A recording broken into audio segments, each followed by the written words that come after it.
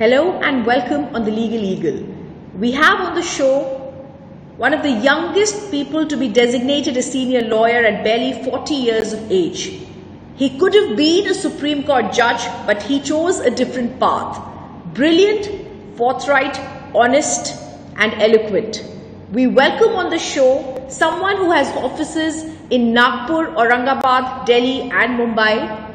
I welcome former Advocate General of Maharashtra, Mr. Shreehari Aney. Sir, you took 4 months to accept being the Advocate General. November 15, 2015, you took over the appointment. You worked in a tremendous amount for 11 months. A vitriolic attack began by the Shiv Sena, and there were watershed. There was this particular attack that took place in the assemblies, after which you immediately submitted your resignation. What were the circumstances that led you to submit your resignation? Do you believe your views would have conflicted with your work? Well, it's a little more complex than that. I published a book called Vidarbha Gatha, which is a history of the Vidarbha movement for separate state. And that was the trigger point, the impetus that led to the shutting down of the legislature session. There is a winter session in Nagpur, and the Shiv Sena and actually the whole of the opposition, plus Shiv Sena, which was in government at that time, refused to let the session work. So you had a whole winter session that was washed out. That was followed by the regular session, which would be held in Bombay. That would be around the month of February, March. That also began on a washout note because of what I was doing in courts. And many people in politics particularly thought that it wasn't a very good idea about what I was doing in court. I'll give you a couple of examples of that and you'll understand what happened. We had a beautiful matter that came up before the Bombay High Court. It was a law passed by government banning beef procurement and sale in Maharashtra. So cow slaughter, which was otherwise banned anyway, was sought to be prevented. And I defended the law and succeeded, but there was a part of the law which permitted the police to enter into people's homes and in case they were cooking beef, actually arrest them because of the fact that they were cooking beef in the house. And I thought that that part of the law was wrong. So I told the court, using my prerogative as Advocate General, that that part of the law should be struck down. It's not worth being retained on the books. Now that, of course, led to a lot of consternation. People in government thought I had no business to tell the court what to retain and what to strike down. They didn't like that very much. Another thing that went wrong was something that happened in a matter that related to farmers' suicides. This was being heard by a division bench of which Justice Naresh Patil was the head. And he asked me, Mr. Aney, why do farmers commit suicide? Now, I've come from a farm area. Vidarbha, as you know, is predominantly agricultural. And although we were not farmers, generations ago we were. But at least for the last 3 or 4 generations, we weren't. I happened to tell the court that farmers commit suicide because after a point, they're ashamed of begging to survive. You know, how much can you ask from your neighbor to give you food or to give you water? And your neighbor is as poor as you are. What do you do at the end of the day? You just get ashamed even to look your wife and children in the face. And that kind of a thing makes you commit suicide. So the court said, who's at fault? And I said, the government is at fault. They've not even been able to supply water to Marathwada, despite Supreme Court's directives that water should be supplied. Things like that got a lot of people upset about the way I conducted my affairs as Advocate General. And at the end of the day, the second session of the legislature was also going to be a washout because they weren't going to say, discuss anything other than how the Advocate General behaves. And I thought that no government should be debilitated because its Advocate General isn't very popular. And that was perhaps the main reason why I walked out of office. And I also remember that this was also a time that, the former Chief Minister Devendra Fadnavis, who had to accept your resignation, had to do this at a tough time. He had joined your legal offices, Mr. Aney, at that time. Your wife, Mrs. Vijay Lakshmi Aney, had also been his teacher. There's a mutual respect that we've seen that has been shared between you and Mr. Fadnavis. Your resignation was a difficult option for him. Have you both spoken on this after that? Well, yes, not on the actual factum of resignation. He did try to tell me that I ought not to resign. When I told him that it was leading to a mess in the legislative houses, he said, Mr. Aney, why do you worry about that? I'll take care of the legislative houses. You take care of the Advocate General's office. But my conscience wouldn't have permitted me to do that. And he accepted the fact that I was going to resign. My resignation, of course, goes to the governor. It doesn't go to the chief minister. But I had intimated the chief minister that I was going to surrender my resignation to him, to the governor. He and I spoke many times thereafter in different contexts. But one of the things that I do regret, as a personal regret, is that at a time when he needed me most, I wasn't there for him. And I don't think that's good for any teacher. He should be for his student at any point of time the student wants him. But as a matter of fact, even after I gave up my Advocate General's post, in various matters where government needed to be defended, and for whatever reason the current Advocate General was not in a position to come into court to do so, I was engaged by government to defend them. And I'll give you 3 examples, very prominent ones. The metro cow shed at Array, the shed where the metro is supposed to find itself after it reaches the northern point of Bombay, which is now in controversy because this government has gone and upset what the previous government did. The car shed at Bombay, Array, was something that I defended in a court all the way to the Supreme Court. And the Supreme Court upheld that Array was not a forest and you could have a car shed there. That was a big matter that went on. Metro 3 line, which was going under Parsi Agyaris, 2 very old Atash Behrams, and the Parsi community heavily objected to that on the ground that it infringed their right to practice of religion. I appeared for Metro and I defended its layout, saying that it had to go under the Agyaris. There was no other way. And we succeeded in that. Again, all the way up to the Supreme Court. The matter pends there, but there's no stay. I also can remind you of the Mumbai Coastal Road matter, which was halted by the High Court.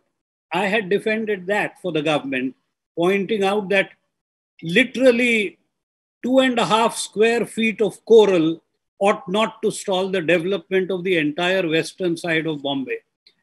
Well, the Chief Justice and a very senior judge of the Bombay High Court thought otherwise and told us, sorry, you stop your metro work, you stop your coastal road work, you can't build the coastal road on that side.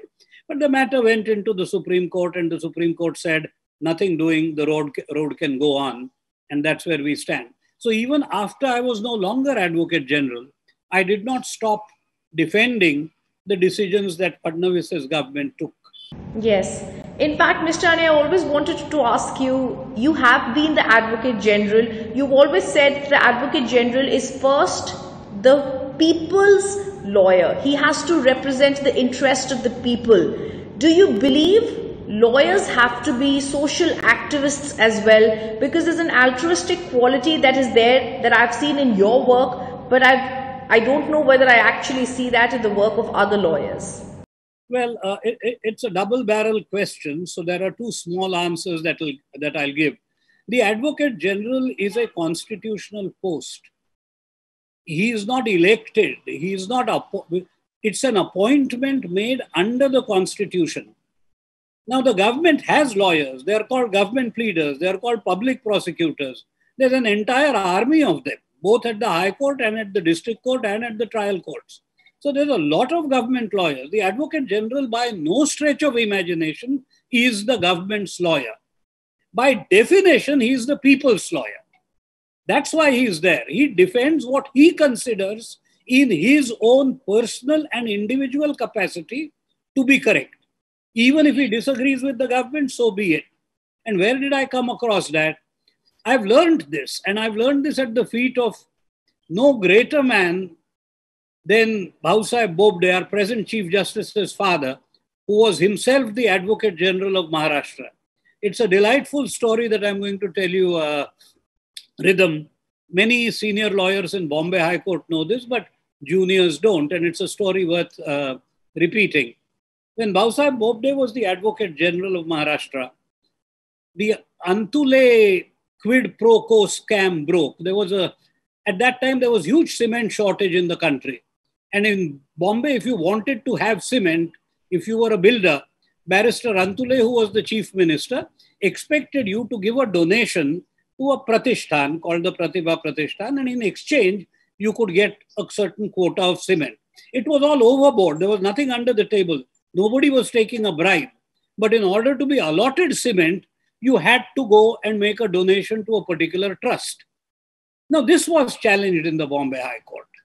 And it was being defended, obviously, for the government by the Advocate General, Bhausaheb Bobde. And Bhausaheb had seen all the files, and the court, in the course of its hearing his argument, told him that it would like to see the files.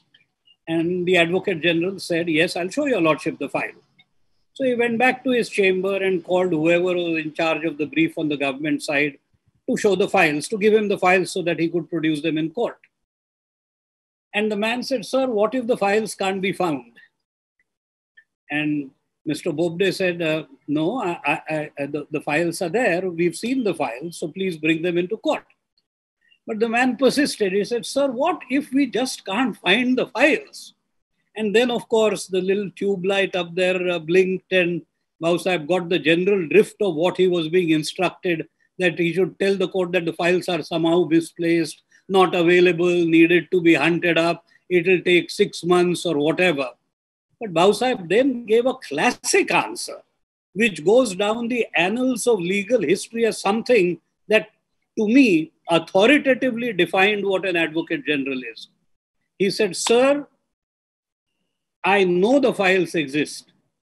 And if this is what you're instructing me, I'm going to take off these bands and my gown, and I'm going to climb on the steeple of the Bombay High Court and proclaim to the whole city that the files exist and I have seen them. Now, that is the kind of integrity that you bring to an office. Amazing. That if necessary, you will not defend a client merely because he happens to be the state, merely because he's the government. That's not your client. Your client is that man who is equally affected when the cement gets allotted because somebody gives a donation. Well, that was the benchmark. And all that I was trying to do was live up to it. Coming back to your question, does a lawyer become an activist? Of course he becomes an activist, yes, provided he believes his cause is larger than his brief. Not if you're arguing a brief, you're not an activist, you ought not to be, because you argue whatever you're briefed. But then who is important? Now, this is a problem in ethics. And whenever I lecture to law colleges on legal ethics, one of the things I talk about is the 3 concentric circles. Who is most important? When I ask the question to the juniors, the students, the immediate answer is our client is most important. And the next question, who's important, more important, or who is the next most important? And the answer is the courts. They are most important because you work in a court. And then you say, yes, but after that, who would be most important? And then they say, the society. I reverse the order. To me, the society is the most important. The courts are the next most important. And the clients in that proportion are not as important as the society or the courts. So you are really answering to the society every time you argue a case that is slightly bigger than he beat me or he's taken my land kind of a case. When you're dealing with public litigation, when you're dealing with PILs, you're really dealing with issues that concern the society at large. Your client is the society. And if you're an activist who believes this and a lawyer, why should you not do your role as an activist? Rhythm, I've been to jail 3 times. And there's a fourth trial still pending against me because I was in favor of the Vidarbha cotton farmers who wanted to transport cotton into what was then Madhya Pradesh, it is now Chhattisgarh, and into Andhra Pradesh, it is now Telangana, because those states were paying more price for their cotton than Maharashtra. Now, this was argued in court, but on the street, the farmers were taking their bail bundis, their bullock carts, across state borders to sell their cotton where they got a better price. So I went along with them and got arrested and got thrown in jail and had 3 trials against me. The 4th trial on another point is pending. That's because I tried to stop Mr. Gadkari from attending a function which was the Maharashtra Day. And I thought that he, as a Vidarbhite, had no business to get into a Maharashtra Day function. So the police threw me in jail. That trial is still pending. But if you're an activist, you reach beyond the brief. You go into the action and you stand in the action because you believe in it. Every lawyer can argue a case, but if he genuinely believes there's a cause, he better be in the cause. Where do you get your example from? You get it from all the freedom fighters, most of whom were lawyers. They gave up their practice. My grandfather, who had a monthly practice of 6,000 rupees a month in the princely 1921 era, huge practice by that standard, lost his sanat because the British thought that he wasn't good enough to practice law. And that was it. The answer that you've just given inspires me. I respect it. And that is one of the reasons that legal journalists such as me understand the profession, love the profession. And that's why the next question, Mr. Aney, you could have been a very fine judge. You could have led society. You could have inspired society. You could have also been someone whose judgments could have really led and made the law. Why didn't you join the profession with your thoughts, with the way you're giving me ideas and the way you've spoken about society? It's very clear that what you're saying could have impacted the nation as a whole.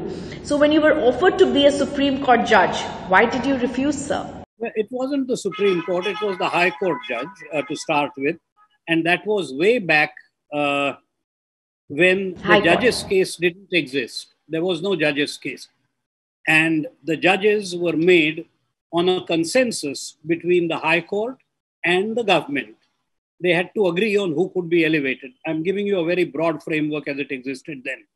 I was 38 years of age when I was offered the judgeship of the Bombay High Court. At that point of time, our Chief Justice was Justice Chittatosh Mukherjee, a very fine gentleman from Calcutta High Court who sat as the Chief Justice of Bombay High Court. And he told me that the Chief Minister would like to speak to me in this connection. And we flew in, my wife and I, from Nagpur. It was a wet day and it was raining all the way from the airport to the Chief Minister's office. And we were late by almost 2 hours because that's how long it took the taxis. And still they don't let you build the coastal road in Bombay. But still, we finally did get to the Chief Minister's Mantralaya office. And amongst other things, the Chief Minister said to me, Mr. Aney, you will need to, of course, give up your Vidarbha stance if we make you a judge of the Bombay High Court. So I told him, Chief Minister, as a judge, I would obviously not be of any party or any political view. I would be as independent as is possible. But until I become a judge, there's no question of my giving up my personal beliefs or political beliefs. No, he said, no, Mr. Aney, you'll have to make a declaration in public that you are distancing yourself from the Vidarbha movement, and then your judgeship would come through. And I said, thank you, that's not going to work for me. And that was that. So the first time the judgeship was denied to me was at that particular age, at 38. But there's a good fallout of all this. I was one of the last people to be given a square gown without an application. Because precisely for this reason that all the High Court, or at least the senior judges, were very upset by the fact that the Chief Minister had insisted on something like this instead of just accepting a recommendation that the High Court had made. So I didn't really lose much. I became a senior counsel, as you said, at 39, 40 years of age. and which was, according to me, perhaps a lot better than becoming a judge. Yes, I would have gone to the Supreme Court in all eventuality, but I'm glad I didn't become a judge. If you followed seniority, I would have been senior to Justice Sri Krishna. I would have been a Chief Justice for about 14 years. No nation deserves that judicial tyranny. No nation. Wow, we do not have we really don't have the luxury of someone sitting in a high chair as long as even 4 years or 5 years. I would have run the country to mud in 14 years' time. It's great sense that I didn't become a judge. I mean, my ideas might be brilliant and interesting to talk about, but I know what happens when these ideas get on the bench. Those are the most difficult kind of judges you have. They seem to confuse their role. They think that they are government. And if not government, at least legislature, when they are neither. Now, this is the kind of flaw that would occur had someone as young as 38 been allowed to walk into the High Court, and had someone as young as probably 45 gone into the Supreme Court. What happens? You'll have a mess. So be glad that it didn't happen. What is your view on the judgments that are coming forward today? Whether it's the 2G case, the coal case, the farm laws case judgments that are coming forward, how do you view the cases that are being decided by the courts? Rhythm, I'm going to give you a short answer because this kind of a question takes a very long time to properly answer. I think the 2G case was wrongly decided. It begins with the coal scam. I think the coal scam was wrongly decided. I think the 2G case was wrongly decided. I think the Keshwanand Bharti case laid down a very bad precedent in terms of the basic structure doctrine, something that has been tripping us up all the time. I think all the three judges' cases, there are 6 of them, but all the 3 judges' cases, according to me, are wrongly decided. I'm an iconoclast in these matters, but the fact remains that in all these, the judges have departed from traditional wisdom. Judges are, of course, entitled to break fresh ground, but judges can do so within the 4 corners of the jurisdiction that has been allotted to them. Each of these cases is perhaps the perfect example of the court trespassing the borders that it has been drawn to stay within. All these are the let's break the Lakshman Resha kind of cases. I would think that this has caused a great deal of consternation and grief to the nation. Had they stuck to their jobs and allowed legislatures and parliaments and, of course, the executive governments and bureaucracy to do theirs, we would have been a more improved nation. Mr. Aney, as I thank you for being on the show with us, it was a pleasure to have you, to hear your views, to learn from you, and of course, most of all, to learn from the lovely stories that you told us about the legal profession. I thank you for being a part of the Legal Eagle this week. Thank you, sir.